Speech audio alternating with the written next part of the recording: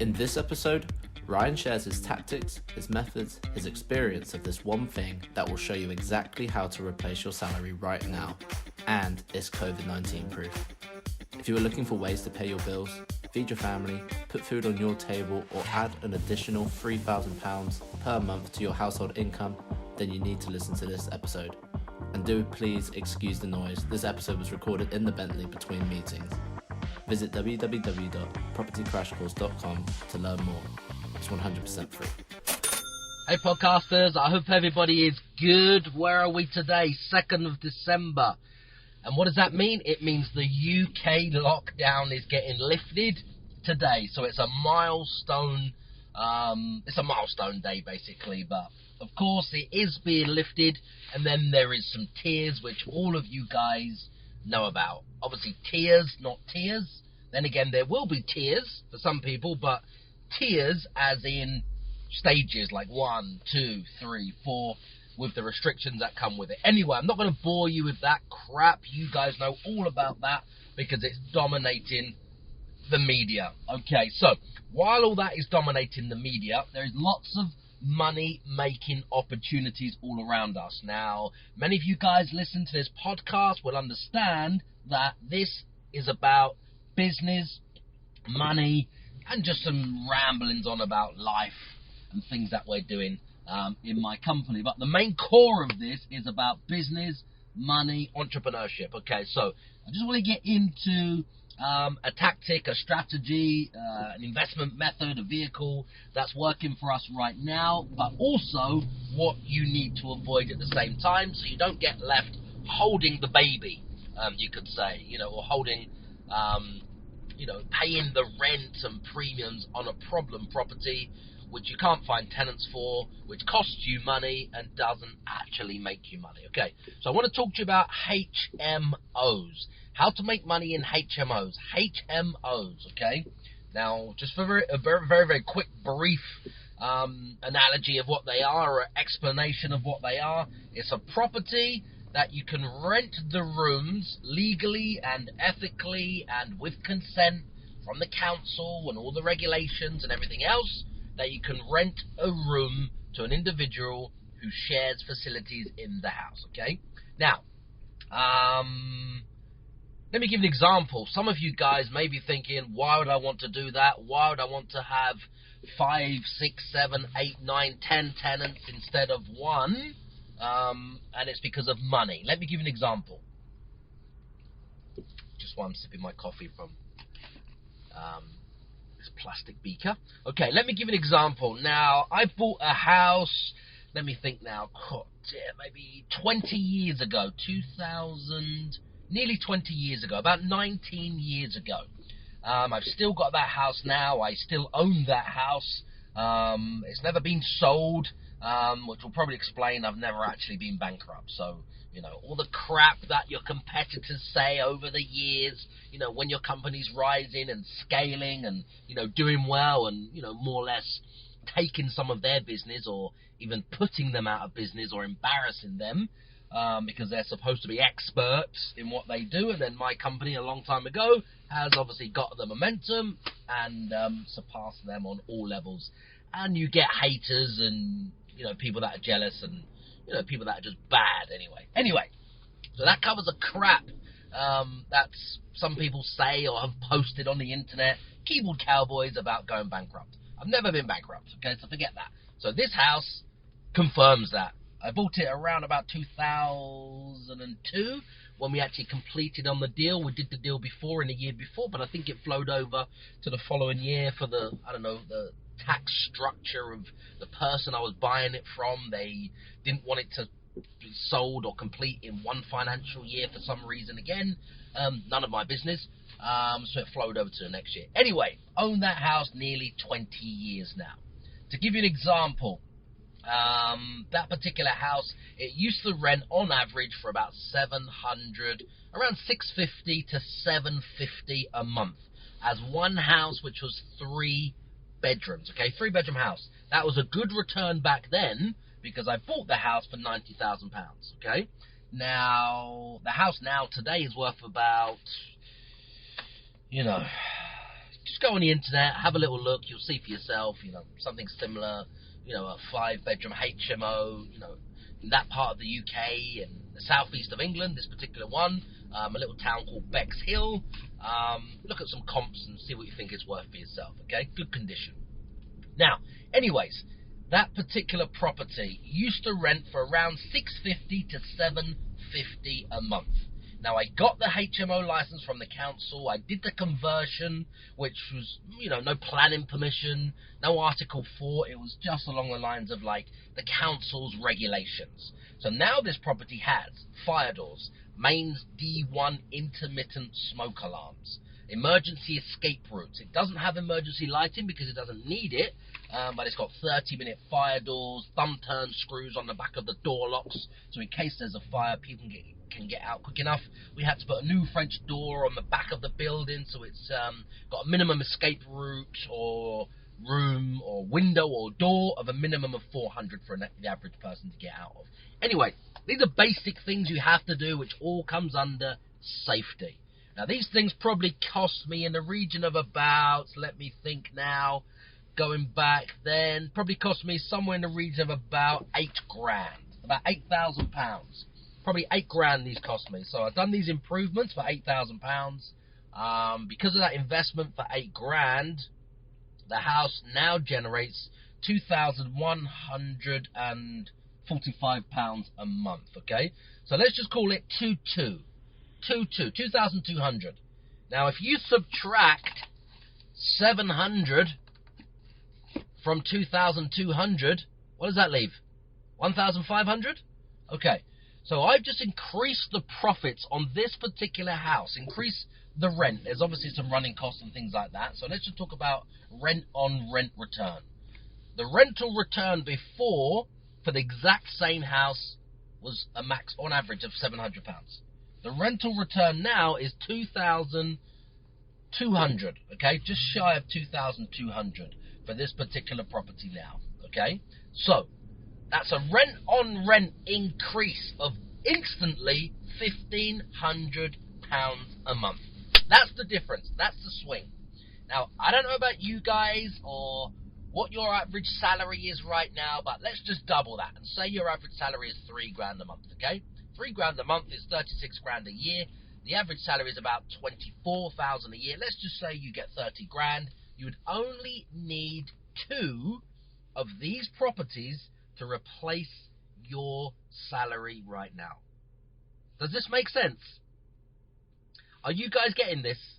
Okay. Now, let me ask you a question. Are you and your family prepared for when the economy crashes and your bank balance goes to zero? In the aftermath of the 2008 property crash, I held a keynote talk in Piccadilly around property investment tactics that work when the economy crashes. And these tactics saved me in the 2008 crash. Let me share them with you real quickly. The first one is buying properties for £1 without getting a mortgage, without putting a deposit down, and without any credit whatsoever. The next strategy is finding properties with £25,000 to £50,000 of instant equity. The next strategy is buying a property today and paying for the property later when it's worth more, a lot more in the future. The next strategy is renting HMOs and student properties and any properties up to 75% below the market rent. This gives you massive cash flow right now. And then the next strategy is raising from £4,000 to £14,000 from properties that you just rent. This can be used as get started cash for whatever you want in your business. Now, I created a free training to walk you through the only strategies that will save your bank balance from going to zero. I'm serious. If you just go to www.propertycrashcourse.com and tell me where to send this free training. let me carry on. Have a little sip of my coffee while that ruminates in your mind right now. 2 of these properties alone will replace your salary right now. One I bought for 90 grand. The others you can still buy now, but you don't have to buy them. You can rent them, guys. So if you're thinking, I haven't got money, I haven't got a deposit, I can't get a mortgage, nobody will lend to me, I've got a CCJ, I've got bad credit, maybe you're even bankrupt. If you rent the property using a particular contract that my company uses, which enables you to rent them, this particular one, for this example, I own, but it makes no difference whether you own it or rent it. People have this massive problem or issue with, yeah, I see, but you don't own it. Who gives a fuck if you own it? Does it make cash flow every single month? Yes. So why do you need to own it? Controlling assets is the number one way to make money and to provide for yourselves and your family. Does that make sense? Controlling assets. You don't have to buy the asset. So don't be held back on, oh my God, I can't get a mortgage, I haven't got this, I took a payment holiday, I haven't got good credit, I've got a CCJ, I missed a mobile phone bill, oh my God, I don't earn enough money, oh my God, I'm furloughed. Fuck that crap. You don't need to have any of that, or any of those problems. They all completely go away, as long as you think outside the box, and you start to understand that you can control property without owning the property. When you start to understand that shift in your mind, your life will change. Financially, I mean, for the better. Your life will change. You can go forward faster, quicker, make more money, do more deals, get more status, increase your income, increase your profit, have a better quality of life, increase your status, and everything else. Think about that while I'm having a little coffee. Does that make sense? Okay, so going back to it, that is the nuts and bolts of a HMO property. Okay, now my particular property, that one, I've got dozens and dozens and dozens and dozens of these high cash flowing properties. Okay, guys, but this particular one I'm using as an example. It makes £1,500 more a month right now by getting the license and turning it into a 5-bedroom HMO. I installed a new bathroom. We used the front room as another bedroom.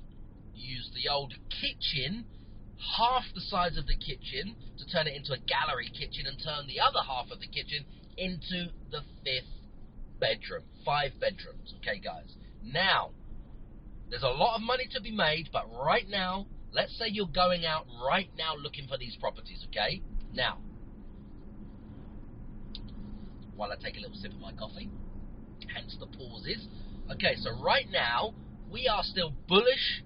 We are still acquiring these HMOs, as many as we can that make money. That's it. The goal is they have to produce profit of around at least £1,000 a month. Some of our HMOs are producing £2,500 profit every single month. Many of those we don't even buy. We just rent them or lease them, okay? Ethically, with the right clauses in the agreement, with the right consent. Very simple. So, something to look at right now. If you're going out shopping for HMOs and thinking, oh my God, what Ryan just shared on his podcast, on the day that the UK came out of the lockdown, this is how I can replace my salary, this is how I can provide for my family, this is how we can all, survive through the coronavirus, this is the new thing you're going all into, this is the new direction, you've had the aha moment, you're ready to go and get cracking, but just want to make sure of this one thing, guys. It's one thing which is crucial that my company has noticed, I've noticed, and people are now aware of, which makes it a little bit harder, but you just have to be a little bit more careful. Okay, what's happening right now, guys, is if you imagine before, an average HMO with, say, 5 bedrooms or 5 separate people may only have 1 bathroom with a shower, for example, and a toilet. Sometimes there'll be a separate toilet, so there's 2 toilets, 1 bathroom. That was okay up until March 2020. Now, why is that not okay now in December 2020? Because coronavirus. Who wants to share a bathroom with somebody else in a shared house already that may have I don't know, coronavirus, may have some germs, may work for the NHS, that may bring them back into the house, that may. All of the mays, they may have anything. They may be contagious, they may be a super spreader, they may not be as clean, they may work in a risky environment. Anyway, so what we've noticed, guys, which you all need to be aware of, is more and more people right now are being fussier, understandably, when it comes to renting a room in a HMO. Now, that means when you had 5 bedrooms and 1 bathroom, maybe 1 bathroom and a toilet, so 2 toilets at the most, that used to be okay. Now, if you can't give everybody an ensuite, it makes it harder to sell. Prices will come down per room. There's more competition. There's more HMOs vacant. There's lots of student properties vacant, which are also HMOs, which means you have to work harder and smarter. Now, instead of reducing your prices for the rooms and having a race to the bottom, how about increasing your prices, but thinking about this in a different way? Instead of reducing your prices to keep your prices where they are to get the rates you used to get, or just a little bit more money, you need to make sure, if you're out renting HMOs, leasing HMOs, doing rent-to-rents or guaranteed rent or rent arbitrage, whatever you want to call it, or whatever the buzzword is, which is very simple. You're not buying it, you're paying rent on it, and you're allowed to re-let it to somebody else. Make sure you have enough bathrooms. I would say every 4 rooms needs 2 bathrooms. So if you've got 8 rooms, you probably need 3 full bathrooms at the least, and a couple of toilets, or maybe 3 toilets, or even 4 bathrooms. Now, I understand that there's not many houses that have that many bathrooms, but if you're looking at houses to buy, you can easily put the bathroom in. Don't worry if you're not buying. Are you getting this, you guys? Does this make sense?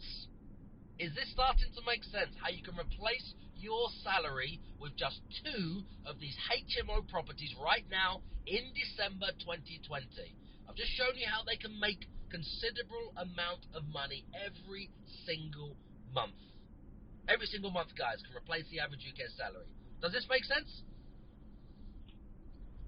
Okay, so when you're out looking for something to buy, make sure that you can add some additional bathrooms or just shower rooms if you're going down the route of a HMO, okay?